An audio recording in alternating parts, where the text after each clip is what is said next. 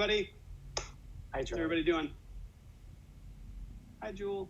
Hey guys, I didn't want to speak. I didn't know if I should. No, please, by all means. Just doing a little housekeeping before I pass over to you guys. Misha, I have some good news. Finally. I know it's been just nonstop bad news, but we finally have some good news. We set a goal of $25,000 raised for the people of India to fight back against the horrific stuff happening in India with COVID. And not only did we meet and exceed $25,000 within an hour and a half, but we're now more than double that at over $56,000 raised, and we still have time left in the hunt. So with that, I'm going to pass to you, but I don't have words, so I'm going to let you guys do your thing. Thank you, everyone, for rallying your friends and family to support the Indian community that is suffering so horribly right now. I think a lot of us have, started to look past COVID because, life in the U.S. and many other places in the world is starting to open up, and it's so lovely to see you all being so empathetic and thoughtful about the people who are still struggling with this pandemic. And keep it up. Let's try to get to 75. To hit that mark in 6 hours is pretty impressive. So good on you all. But let's turn to brighter topics. Hi, Jewel. Hello, my friend. How are you? Congrats. Wow, everybody in this community, incredible work. So nice to see you. Yeah. I was just reflecting on the fact that, I think maybe one of my only pandemic friends. I feel like I've gotten to know you over Zoom only. We've never met in person, but I actually think of you as like one of my people. So it's so nice to have you here. Agreed. I was just thinking before this, I was like, why haven't I touched base with him? How is he doing? What kind of pandemic friend are you? Good to see you. So I think I want to mention a few things. Like you're working on a book right now about mental health and resilience and the positive benefits of meditation. Is this true? Am I getting this right? Yes, you heard correctly. I've been working on it quite a while. It's entered a couple different carnations. I'm a big fan of Eckhart Tolle. Do you know him or his work? Power of Now. He was kind enough to edit the first draft of my book, and are you kidding? I know. I was really my God. I know. He asked me to do a conference of his a while back, maybe 2 years ago now, and he interviewed me. And when he found out I was doing this book, he's like, I offer to edit for you. So of course I was like, if I wasn't writing a book, I would write one just so that I could take advantage of this. And when he got the book, he's like, I think you wrote 5 books. Like, this is too much information and not enough storytelling. So I scrapped the whole book, focused in on one of the areas of it, and rewrote it as a fiction now. It's actually a fable. So I'm just in my final editing phases, but it's been quite a journey and a process getting here. How cool. What an amazing editor to have. Pretty fun. That's remarkable. Yeah. I mean, isn't Eckhart Tolle like one of the 5 enlightened people on the planet by many measures? That's really amazing. It was neat when he interviewed me for his talk down there in SoCal. My dad flew down. My dad's 73, and I've sung for the Pope. I've done amazing things in my life. My dad's proud of me always, but he never got on a red eye except for anyone but Eckhart. Oh my God, that's so cool. Congratulations. Oh, thanks. That's really well, I can't wait to read it. I just yesterday submitted the final draft of my book of poetry to my publisher, and also during the pandemic year, I read your book of poetry, and I read it and I was like, oh shit, Jewel's poems are much better than mine. I need to up my game. So thank you for that inspiration. Wow, I had no idea you were writing poetry. That's so cool. I think poetry is so important for people. When my publisher, I published that book when I was a kid in the mid-90s maybe, and the publisher was like, we want an autobiography, and I was like, I'm 22. And they're like, well, I had the same exact conversation with my publisher. It was like, how about a memoir? And I was like, I'm 46. I can't do that. I know. I haven't lived enough. Exactly. So I told them I wanted to do a book of poetry, and they were like, dear God, no. And so it ended up being this thing of I'd write a memoir type book if I got to publish a book of poetry first, and ended up doing really well. I think people need poetry. It's like the snakeskin of the soul. It's how we relate to one another. Yeah, I You agree. know, it's very spiritual without an organized religion. I have my phone sitting next to me and this. Yeah. Really all of them. Yeah. That's so good. On the table here. That's neat. So you guys how's life? How's it going? Are you working as much even though it's not on the show? What's life like? I'm trying to, I mean, yes, I guess so. Yeah, I think I'm working quite a bit. But it's more incubation work, getting things off the ground in development. I think I have a TV series that will be coming into production shortly. As a producer, or will you be acting in it? As a producer and host. It's kind of like an Anthony Bourdain style travel food show, but really just using food as an entree into communities and frankly political perspectives that we wouldn't otherwise be exposed to. I like that. Yeah, I think our communities have lost a lot of the ability to hold space and just see how other people live. We always want to change it and cancel it and all kinds of stuff. Yeah. So basically it's a show about listening, if it works out. Yeah. How about you? What are you working on other than your book? You know, I don't know if anybody watching feels this way, but I really enjoyed the COVID lifestyle. I feel like I was training for it my entire life. I am kind of antisocial by nature. I like being home. And I'm a single mom. So I have, my little 10-year-old here at the house, and traveling as a musician is kind of this requirement. So being able to do everything via Zoom like this isn't something I think I would have gotten to do before. I've gotten to do so many things because people now accept this as, well, acceptable, that I've really liked it. I've been very productive. I have the room I'm in right now is a studio. I have my recording studio here. And so just making records and writing books and getting to be a mom. And, my passion is mental health and helping people with anxiety. And during the pandemic, I think people have really realized our vulnerability to everybody has mental health, and none of us, for some reason, were taught what to do with it. We were taught how to brush our teeth, but not how to curate our thoughts. And I would argue the latter is maybe more important. I don't know. You're talking to a girl with crooked teeth, so maybe don't take my advice. I also have a lot of cavities. I don't. That's gross. Yeah. Yeah. Isn't it interesting the things we choose to teach in school as a society? Yeah. Is trigonometry really as important as, being present? If I invented trigonometry, I would be so proud of myself. I would want it institutionalized. I would have erected a statue in my name and probably pronounced myself a god. But as somebody who didn't invent trigonometry, I was very frustrated that I wasn't taught how to rewire my training. I knew at 15 that I was programmed to be a certain way. It was like I had a genetic inheritance, but I also had an emotional inheritance. My whole family was systemically abusive for generations. I mean, the odds of my future turning out differently were non-existent. And so at 15 to move out and go, how do you not become what you're trained to do? And there's no school, there's no human school. I was raised speaking bad emotional English. Where do I go to learn good emotional French or whatever?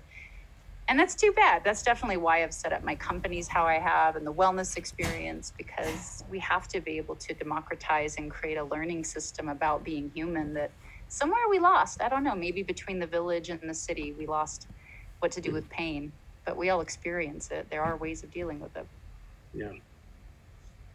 I think you and I have some congruities there. We've both had challenging childhoods and homelessness at times, and both found our way to meditation as a not just palliative, but healing, soothing balm that I think, well, I know for myself has been such an incredibly important resource in my life. Yeah. Yeah. Yeah, it Well- was funny growing up in the 90s, or coming of age in the 90s, I guess. With my music, it was always so, I was really criticized for being optimistic because cynicism was like king then. And I remember thinking, you only get to be cynical if you have a backup plan. Like, there's no true cynic alive. They all kill themselves. And so the only really gritty thing to do is say, now what? You know, because being hopeless isn't an option. It's a dead end road. So I always found that more gritty, you know, people that would turn to, all right, what do I do with this? It's a path of strength. And it is funny that for a long time in society, it was looked at as a path of weakness, or I don't know. I'm glad science is starting to back up, you know, what meditation can do and those things. Sure is. Well, Jewel, would you be willing to play us some music? Yeah. Thank you. Is there any songs you're wanting in particular? Was I teaching anyone to yodel? What are we into today? Charlie, is there a prescription here? We can't hear you, but we can see you in your beard. Yeah, there's no challenge or any prescription. It's sort of just feeling into it and having fun. People have been dancing today in a silent disco. People have been making art all day. So whatever you want to bless us with, we're here to have. Awesome. Well, sounds good. I don't know what I feel like. I got my nails did, so I have fresh nails on my guitar. I feel pretty happy. You know, as a single middle-aged mother, this is like a big deal. Feeling pretty fly right now. You're gonna hear it in my voice. I'll sing a song about a single mom. I just wrote this, so I might forget it. I wrote this 2 weeks ago.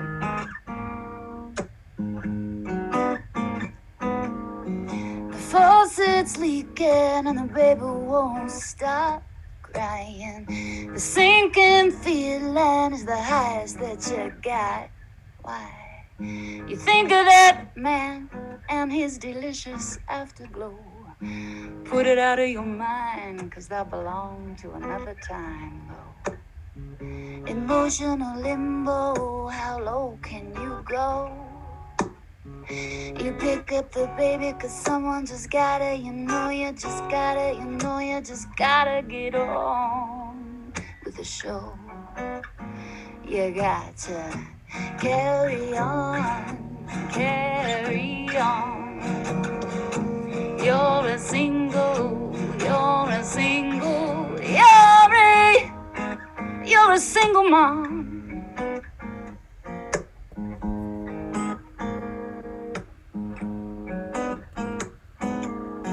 You put on some lipstick and you button up your shirt. You left that man 'cause he treated you like dirt. You got no alimony and half your check goes to daycare. The other half don't pay rent and landlords don't take almost there. You write your daughter a love note, put it in a lunchbox. Say you won't be home after school. And remember not to answer when someone knocks. So hard to carry on, carry on. 'Cause you're a single, you're a single, you're a single man. Sweet Rio, sweet Rio, sweet Rio, sweet wee, sweet whip, bit it dip dip.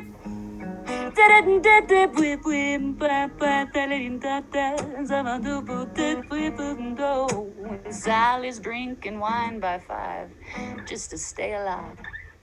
And Eloise is smoking weed just to keep from crying. The precious mountain, there's not enough hours in the day. And why the hell are women still fighting for equal pay? You turn on the news, president says single parents are the backbone of this country. You don't need no compliment. just a job that pays more money. Till then, carry on, carry on. 'Cause you're a single, yeah. Carry on, you carry on.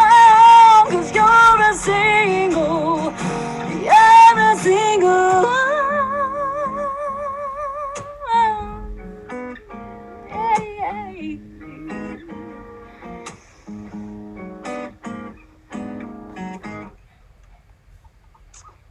Thank you. Brand new song called Single Mom. It's impressive sign language. It's incredible. It's like, I don't know how you do that with my phrasing. Very, very, very good. That's beautiful. And what a great pandemic song as well. Yeah, it was fun. I'm a huge fan of Ricky Lee Jones, and that song, for some reason, just reminds me a ton of her. It's amazing how your influences come out. Do you find that as an artist? Like, I'll read something I don't know, my harmonies on this new record are inspired by a folk band called Sweet Honey and the Rock. I haven't listened to them since I was like 12. It's so weird. And it's not like I was thinking of them. That's how the harmonies were layering. And it's almost like this weird slot machine of creativity. Like something goes in and 30 years later it pops out. There's a Rainier Maria Rilke quote that I love, which is, everything is gestation and birth. It's true.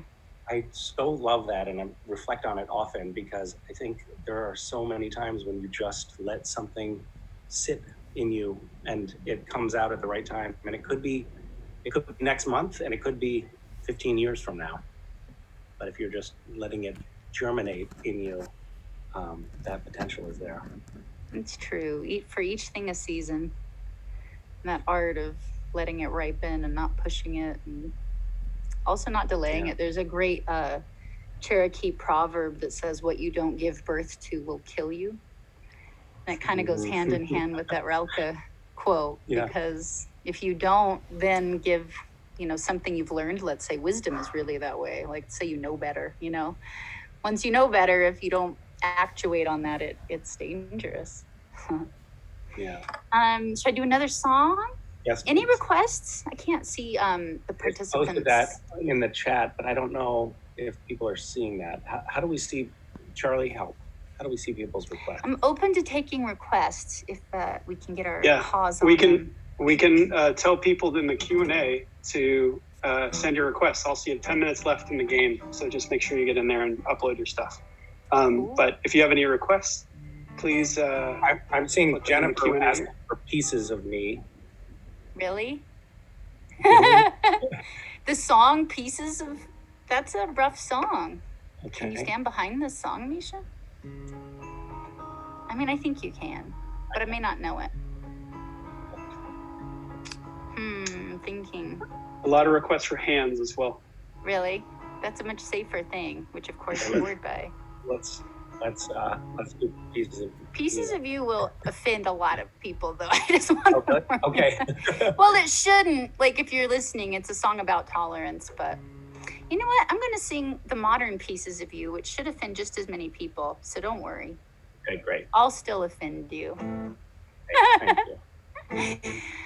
So Pieces of You was written when this girl was really mean to me, and I sat down and I was writing something very hateful to her, and then it made me think about language and how we use language, especially privately. And I grew up in bar rooms, and I grew up with people saying a lot of awful things, racist, homophobic, misogynistic, and when you're drunk, especially, people, it's almost like you see behind closed doors. You see into their psyche. They feel comfortable. And so I'd be a little girl walking around, and that's what inspired the song Pieces of You. And I was recently re-inspired in a similar way, because I was in a bar room, not singing, but just eavesdropping as I do. And I heard this guy call his friend a pussy. And I was like, how weird that we use female anatomy to denote weakness. Like, what a weird message for girls. And it got me off on a tangent. So this is about language, and I might really offend people. And if you want to turn me off at any time, Misha, you can, or wave your hands. This is also an unpublished song that's never been out. Is it? Really? Yeah. I don't know if I'll remember it, but it'll make you giggle, okay. The parts I remember. Let's try. My pussy ain't weak. Can you handle that? So stop calling him a pussy like that. I don't need young girls to think that even our sex organs are weak. So stop saying pussy. While I'm at it, stop saying faggot. It really is time, I really have had it. It takes courage to be alive and be who you are without apologizing. So stop saying faggot. And I hear you ladies trash talking men, saying how you hate sexism. Well, I got a boy, he don't need to hear that. He thinks that all men are creepy and bad. So let's stop generalizing. And all those hipsters in your cafe saying, why's everybody picking on me? We talk about love and liberty, then say, fuck that redneck from Tennessee. Well, stop hating rednecks, yeah. 'Cause that's just the trouble, don't you see? That's just the trouble, hypocrisy. I hate you and you hate me. It's a circle jerk of bigotry. We're all so stuck on our individuality that we forgot our commonality. Black men don't eat babies and drag queens don't bite, and Muslims just want someone to love at night. We all love our children, so let's show them why we must start hating hate.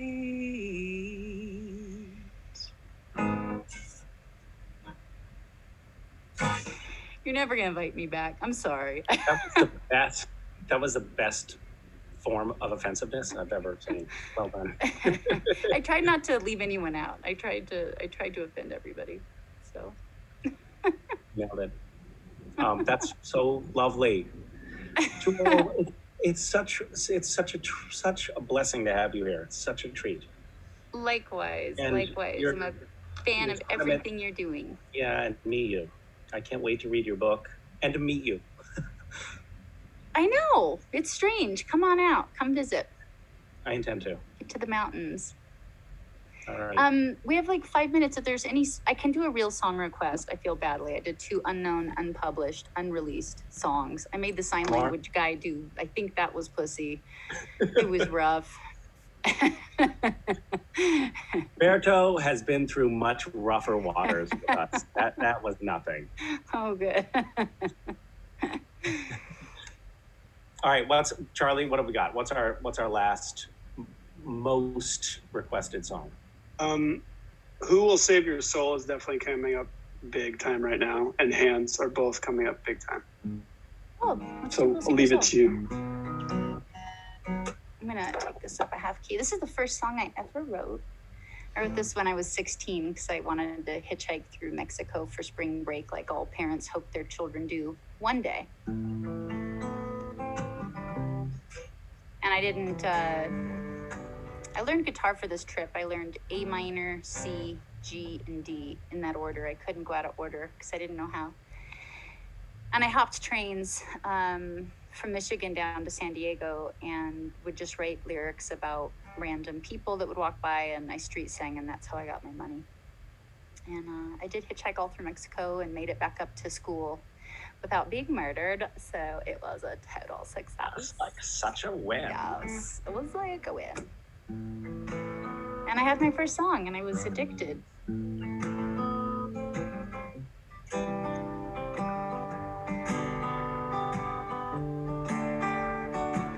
There's people living their lives for you on TV. They say they're better than you, and you agree. She says, hold my calls from behind those cold brick walls. Says, come here, boy, there's nothing for free. Another burger, another hot dog, surprise. You wishing the well, hope your health don't go to hell. Well, another doctor's bill, a lawyer's bill, another cute, cheap thrill. You know you love 'em if you put 'em in your will. But who will save your soul when it comes to the flowers? Oh, hey, he will save your soul after all those lies you told, boy. And who will save your soul if you won't save your own?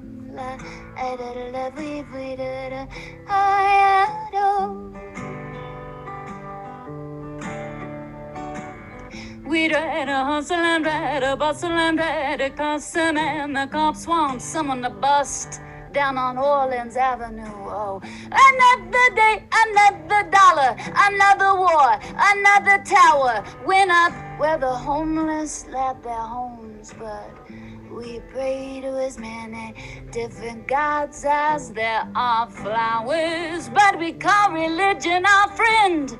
We are so worried about saving our souls, afraid that God will take us toll that we forget to begin. But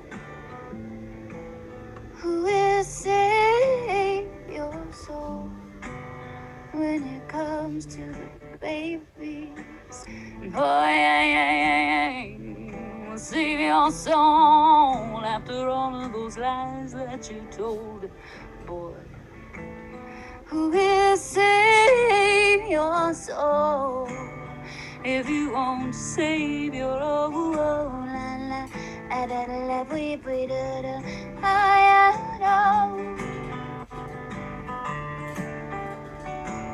Now some are walking, some are talking, some are stalking their kill. You got so-called social security, but that don't pay your bills, 'cause there's addictions to feed and our mouths to pay. See, bargain with the devil, say you're okay today. Say, let your love them take their money and run. Say it's been well, sweetheart, but it would just run at those things, those strings, those flings, those strings, those flings, those strings, those flings, those strings, those flings, those strings, those flings, those strings, the flings, the pinch, the pinch, the pinch, the pinch. You gotta cut, so get out in the streets, go right now and bust all your butts. Who will save your soul when it comes to the memory? Oh, yeah, we'll save your soul, yeah, after all of those lies that you told, boy. Who will save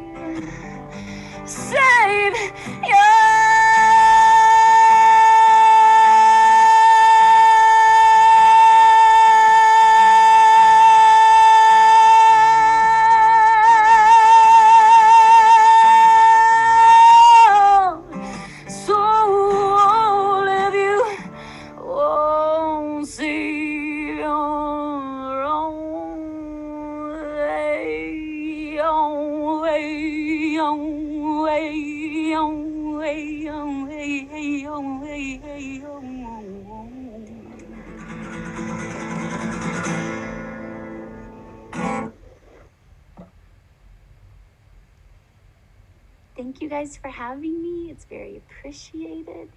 It's nice to Thank meet you. Charlie. Misha, nice to see your face. Nice to see yours. Thank you. That was so lovely. Incredible. What a great way to close this out too. We're actually closing out. The list is now locked and closed for the scavenger hunt. In the time that you were playing, I think you inspired some big moves too, because we're already over $63,000 now. So Unreal, guys. it's over 1,000 families who are going to be helped, and another few thousand people helped from oxygen concentrators, which help give people breath. You've given people breath back, so thank you. That's a cool thing. Well, happy to do my small part. So nice to see you. Thank you so much. Yeah. All right. Bye, everybody. It was nice seeing you. Bye. Thanks for tolerating me. It's very appreciated. Bye. Bye. Wow. Wow. That Wow. was so cool. That was so phenomenal. cool. And I loved that song about female genitalia. That was really special. Big fan. Right. Yeah. Wow. So this was how did it go for everyone? Can we ask? Yeah, let's open up chat again, guys, so that you can chat and let us know how it's going. How are you feeling about the list, your creations? We actually have a few things if you want to show them off.